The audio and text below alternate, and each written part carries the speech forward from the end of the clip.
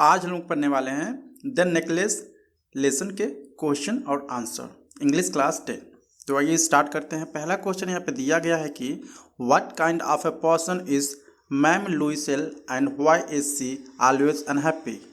यानी जो ma'am MME का मतलब है यहाँ पर मैडम भी कह सकते हैं या मैम भी कह सकते हैं, ठीक है। तो what kind of a person is ma'am Loisel, यानी जो मैम लुइसेल थी वो किस तरह की प्राणी थी या किस तरह की पर्सन थी, ठीक है। And why is she always unhappy, वो हमेशा दुखी क्यों रहती थी, वो हमेशा नाखुश क्यों रहती थी। तो इसका आंसर है ma'am Loisel is young pretty ordinary but discontented women. जो मैम लुइसेल थी बेसिकली वो काफ़ी यंग थी, काफ़ी सुंदर भी थी, लेकिन वो हमेशा डिससेटिस्फाई थी, मतलब वो हमेशा संतुष्ट नहीं रहती थी।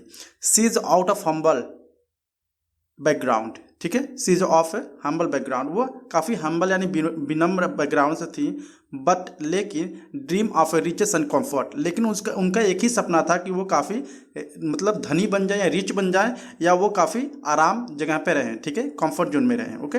She is proud of her beauty, वो अपने सुंदरता पर काफ़ी गर्व करती थी। And wants to be admired, और वो एडमायर बनना चाहती थी। एडमायर मीन्स होता है बेसिकली प्रशंसित वो होना चाहती थी या बनना चाहती थी, ठीक है। Her marriage resources are not enough to satisfy her expensive craving making her angry all the time, यानी जो भी चीज़ें उनके पास था वह उससे सेटिस्फाई नहीं थी। वो हमेशा से चाहती थी कि वो हमेशा धनी जैसे या रिच पर्सन जैसे लाइफ जिए और अच्छे अच्छे जो गहने होते हैं उनको पहने, ओके। तो इसी तरह से सोच के वो क्या करती थी, जो मैम लुइस थी वो कभी भी सेटिस्फाई नहीं रहती थी। क्वेश्चन नंबर 2 है what kind of a person is her husband, यानी मैम लुइसेल के जो हस्बैंड यानी पति थे वो किस तरह के इंसान थे। तो आंसर है her husband M Loisel is an ordinary and average young man. वो एक्चुअली में ऑर्डिनरी और एक एवरेज यंग मैन थे, ठीक है। A mere clerk by profession, वो प्रोफेशन से क्या थे, एक मेयर क्लर्क थे, ठीक है। He is still contented with his job, यानी वो अपने जॉब से क्या थे, काफ़ी सेटिस्फाई थे। Also he is a craving man as he excited to show the dinner invitations to his wife। वो काफ़ी अच्छे इंसान थे और वो अपने पत्नी को कहाँ ले जाना चाहते थे, वो डिनर पर ले जाना चाहते थे, ठीक है, या डिनर का इनविटेशन देना चाहते थे उसको। सो क्वेश्चन नंबर 3 है पेज नंबर 41 पर what fresh problem now disturb ma'am Loisel. जो मैम लुइसेल थी उनके पास कौन सा और कौन सा फ्रेज प्रॉब्लम क्या होता है, राइज हो जाता है, ठीक है। तो आंसर है after spending a fortune on a beautiful dress ma'am Loisel is faced with yet another disaster. यानी जो मैम लुइसेल थी बेसिकली काफ़ी अच्छा ड्रेस उन्होंने पहना था इस बार, लेकिन उनके पास एक और दूसरा क्या था, काफ़ी डिजास्टर यानी प्रॉब्लम था। She frets over the fact that she does not have a beautiful jewels to go with her dress. जो अब वो डिनर पर जाने वाली थी बेसिकली उनके पास अच्छे से ज्वेलरी मतलब गहने नहीं थे कि उस ड्रेस पे वो पहन सके। So she ask her husband to pass on the invitation to the another someone else, ठीक है। इसलिए वो कहीं अपने हस्बैंड से कि वो क्या करें, किसी दूसरे को इन्विटेशन दे दें, ठीक है, क्योंकि वो नहीं जा सकती थी क्योंकि उनके पास अच्छे से गहने नहीं थे पहन के जाने के लिए। क्वेश्चन नंबर 4 है how is the problem solve, यानी जो प्रॉब्लम ये था गहने वाली किस तरह से सॉल्व हुआ, ठीक है। तो आंसर है Matilda, Luisel's husband, M. Luisel, comes to her rescue. First, he suggested her to wear fresh flower. पहले क्या हुआ, जो उनके पति थे उन्होंने उनको सुझाव दिया कि आप क्या करो, गहने की जगह अच्छे से फ्रेश फ्लावर को पहन लो। Matilda just mocked at the idea, यानी इस तरह से जैसे ही वो आइडिया सुना अपने हस्बैंड का वो क्या करने लगी, मजाक उड़ाने लगी और हंसने लगी। देन इसके बाद he advise to her borrow some jewels from her rich friend. इसके बाद वो उन्होंने एडवाइस किया कि वो अपने रिच फ्रेंड से क्या करें, उधार में ज्वेल्स खरीदे, ठीक है।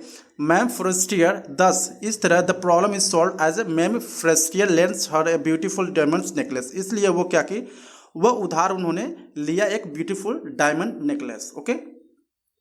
क्वेश्चन 5 में क्या होता है what do mister and ma'am Loisel do next, यानी जो मिस्टर एंड मैम लुइसेल होते हैं बाद में क्या करते हैं, इसके बाद क्या करते हैं। आंसर है the Loisel leave no stone unturned M Loisel goes back and searches to all lost necklace. क्या होता है इसके बाद? इसके बाद जो उनका नेकलेस होता है, ठीक है, क्या हो जाता है? खो जाता है। Then he goes to the police and the cab officers. वो क्या करते हैं? जगह जगह पर इसको खोजते हैं। वो पुलिस ऑफिस में जाते हैं, पुलिस स्टेशन भी जाते हैं एफआईआर करने के लिए। Also they put out an advertisement in the newspaper. और उन्होंने एडवर्टीजमेंट भी कराया था न्यूज़पेपर में उस नेकलेस को लेकर कि कोई भी उस नेकलेस को पाएगा तो and offer a reward to anyone who finds. और कोई भी इस नेकलेस को पाएगा तो उसको क्या दिया जाएगा? इनाम दिया जाएगा। The necklace but all their efforts go in when. लेकिन जितने भी एफर्ट थी एडवर्टीजमेंट का, पुलिस स्टेशन का, जितने भी उन्होंने खोजा इधर उधर चारों तरफ, क्या हुआ? सारे के सारे बर्बाद हो गए। आखिर में उनकी जो नेकलेस होती है नहीं मिलती है।